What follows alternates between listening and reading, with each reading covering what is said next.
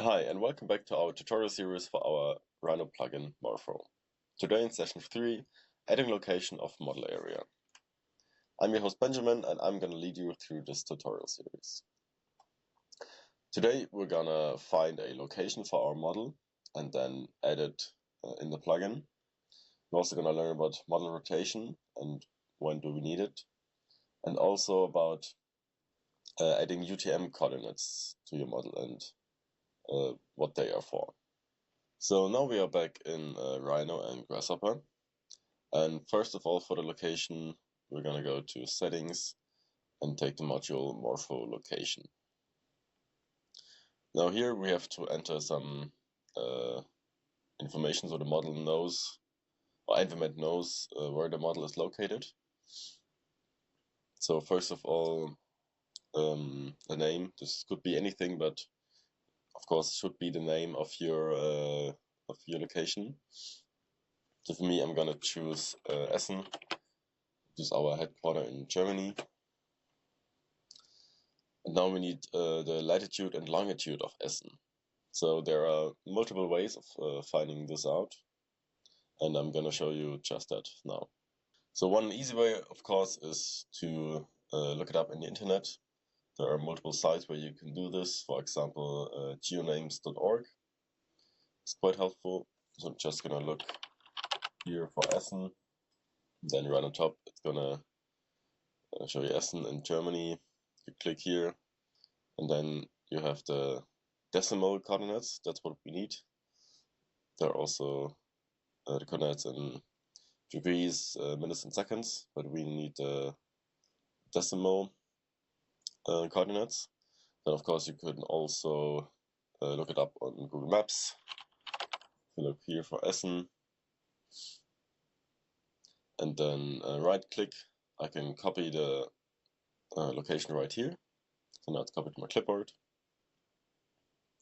And now back in Grasshopper, I can just make a panel here and then paste the coordinates. Even here they are very exact, but what we need is maybe just 1 or 2 decimal points. So the first one is the latitude. I'm just gonna put this here. Let's do 51.45 and connect it up here, and then also enter our latitude and connect it here. Now the next thing we need is a time zone. The time zone is important for the model to know the exact position of the sun. That's mostly the whole point of the location. It's very important for ENVI-met to calculate the temperature and especially the radiation correctly. We need all those location parameters, and one of those is the time zone, as I said. And here you can also go to, for example, Wikipedia. I'm here now on the side of list of UTC offsets because we need the time zone in UTC. So it's a value between -11 and or -12 and +12. Yeah. And in Germany, this would be UTC +1. So this is what we're gonna put in here. Just say 1. So now the model knows in which time zone we are located. You can also add the longitude, the reference longitude. This would be 15 degrees for Germany, or for this time zone. But you only have to enter 1 because they basically mean the same thing. So just enter the value that you have. So now I'm going to show you a different method on how to gather the location information. So if you are familiar with Ladybug, you're working with Ladybug and also know about EPW files, this is also an easy and quick way to get your location information. So for this, I'm gonna use some modules from the Ladybug plugin. And if you have an EPW file, EPW file, you can you can take the path of this file and enter it into Ladybug import location. And then with the help of Ladybug deconstruct location, we can connect this, and then it outputs all the information that we need. So the name, we can see here it's Essen, the latitude, it's also the same, it's about 51.4, longitude about 7. So it's all the correct values that we just had with the other method, and also the time zone is 1. So as you can see, this is also very easy and very convenient if you are familiar with Ladybug and with EPW files. EPW file is a weather file format, which we're also going to take a look at in a different video. But for now, we're just going to use this as the location information.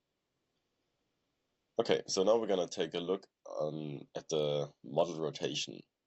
So in the default setting, this reference point that we set earlier is oriented this way because this represents the southwestern point of the model area. So now in this layout, up here will be north, down there is south, east here, and west there. So the model now is orientated so that the street is facing north, or the north-south direction.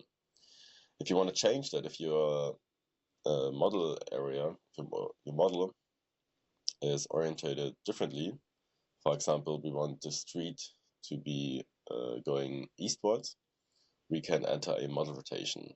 So this is just a value between 0 and 360 degrees. And for example, if I enter 90 degrees here, we're gonna rotate the, or when a model is exported into the ENVI-met file, it will be rotated by 90 degrees clockwise, so in this direction. And then the street will be facing east. But just for now, I'm gonna leave it as is. This makes it a bit simpler for the series, and yeah, so the model is still orientated north. Okay, so now the next step could be to enter UTM values. You don't have to do this, this is optional, but this can be helpful if you want to analyze your results later in a GIS software like QGIS, because the UTM coordinates are necessary to georeference your model to a digital coordinate system. So to do this, you can also just use the internet. I'm here on latlong.net, and here you can just enter the latitude and longitude from your location. So I'm just gonna copy it here and paste it on the other side and convert it. And now we have the UTM easting and UTM northing. This was UTM zone. And now I'm just gonna enter these values here. And exactly before we do this, we have to get the Morpho UTM module. So first the UTM zone, this was 32. Then the UTM easting,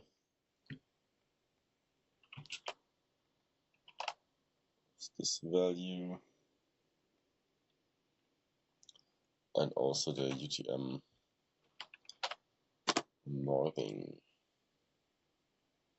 Now we have all the UTM values. We can connect this up here. And now this data, this information will also be saved in the ENVI-met file. And as I said, it could be useful to us later. So this is already it for today. I'm just gonna group this again here, and we're gonna call it the ENVI-met location. So today we'll learn different ways on how to find the location of your model area and add this into the plugin. Then we also learned when we need to rotate our model. Also about the importance of time zones, which you shouldn't forget to add. And also what is georeferencing and why do we need UTM coordinates. In the next session, we're gonna look at Morpho entities, so add objects of our model to the Morpho plugin. Until then, take care and goodbye.